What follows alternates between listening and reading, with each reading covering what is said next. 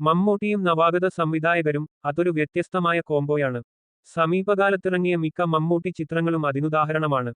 അതിനെ അടിവരയിടുന്ന പുതിയ ചിത്രമാണ് ബസൂക്ക.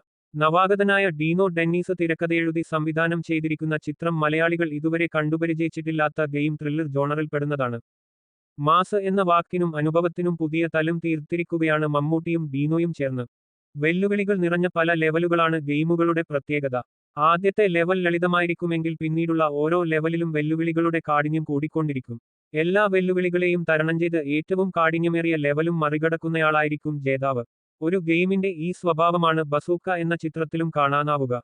പോലീസിനെ വട്ടംപിറക്കുന്ന ഒരു കുറ്റവാളി, അയാൾ തീർക്കുന്ന കെണികളും വെല്ലുവിളികളും, പോലീസ് അതിനെ എങ്ങനെ നേരിടുന്നു എന്നെല്ലാമാണ് ബസൂക്ക അടിസ്ഥാനപരമായി ചർച്ച ചെയ്യുന്നത്. ബെഞ്ചമിൻ ജോഷ്വ നയിക്കുന്ന പോലീസ് അന്വേഷണ സംഘം ഒരു വശത്ത്, മറുവശത്ത് ഇവർക്ക് തലവേദന സൃഷ്ടിക്കുന്ന മാരിയോ എന്ന കൊടുങ്കുറ്റവാളി. ഇവർക്കിടയിലേക്ക് വരുന്ന ജോൺ സീസർ എന്ന മറ്റൊരാൾ. ഈ മൂന്നുപേരെയും അത്യന്തം ത്രില്ലിംഗായ ഒരു വീഡിയോ ഗെയിമിലേക്കെന്ന പോലെ ചേർത്തുവെക്കുകയാണ് സംവിധായകൻ ഡീനോ.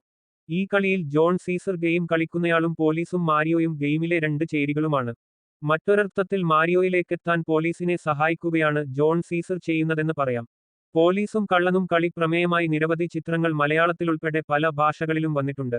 എന്നാൽ ബസൂക്കയെ അതിൽ നിന്നെല്ലാം വ്യത്യസ്തമാക്കുന്നത് ഒരു ഗെയിമിലെന്ന പോലെ കഥാപാത്രങ്ങളെ കൂട്ടിയിണക്കിയിടത്താണ്. പറഞ്ഞു തുടങ്ങുമ്പോൾ മേക്കിംഗ് മുതൽ തുടങ്ങാം. സ്റ്റൈലിഷ് എന്നുവേണം മേക്കിംഗ് ശൈലിയെ ഒറ്റ വാക്കിൽ വിശേഷിപ്പിക്കാൻ. ഗെയിം ത്രില്ലർ എന്ന ജോണറിനോട് നീതി പുലർത്താൻ സാധ്യമായതെല്ലാം ഡീനോ ചെയ്തുവെച്ചിട്ടുണ്ട്. കഥാപാത്രങ്ങൾ വായിക്കുന്ന പുസ്തകങ്ങൾ, അവരെ അവതരിപ്പിച്ചിരിക്കുന്ന രീതി, അവർ ഉപയോഗിക്കുന്ന വാഹനങ്ങൾ, കുറ്റകൃത്യത്തിന്റെ രീതി മുതലായവയിലെല്ലാം ഗെയിമുകളുമായി ബന്ധപ്പെടുത്തിയുള്ള എന്തെങ്കിലുമൊക്കെ ഘടകങ്ങൾ കൊണ്ടുവരാൻ സംവിധായകൻ ശ്രദ്ധിച്ചിട്ടുണ്ട്. ചില രംഗങ്ങളിൽ ക്യാമറ ഷോട്ടുകൾ പോലും ഗെയിമുകളെ അനുസ്മരിപ്പിക്കുന്നുണ്ട്. ഒരു ഗെയിമിലെന്ന പോലെ അടുത്തത് എന്തുവേണമെങ്കിലും സംഭവിക്കാം എന്ന പ്രതീതി കൊണ്ടുവരാനും ഡീനോയ്ക്ക് സാധിച്ചിട്ടുണ്ട്. താരപ്രകടനങ്ങളിൽ മമ്മൂട്ടിയിൽ നിന്നുതന്നെ തുടങ്ങാം. സ്റ്റൈലിഷ്, മാസ് കഥാപാത്രങ്ങൾ ഇതിനുമുൻപും ചെയ്തിട്ടുണ്ടെങ്കിലും ഈ ചിത്രത്തിലെ ജോൺ സീസർ എന്ന കഥാപാത്രം കുറച്ച് സ്പെഷ്യൽ തന്നെയാണ്. ഇതുപോലൊരു വേഷം അദ്ദേഹം ഇതിനുമുൻപ് ചെയ്തിട്ടില്ല എന്നതുതന്നെ അതിന് കാരണം.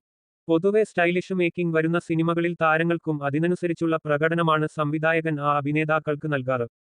എന്നാൽ ബസൂക്കയിലെ മമ്മൂട്ടിയുടെ കാര്യത്തിൽ ആ പതിവ് ഒന്ന് മാറ്റിപ്പിടിച്ചിട്ടുണ്ട്. സ്റ്റൈലിഷ് നായകസങ്കല്പങ്ങൾ തിരുത്തിക്കുറിക്കുന്നുണ്ട് മമ്മൂട്ടി.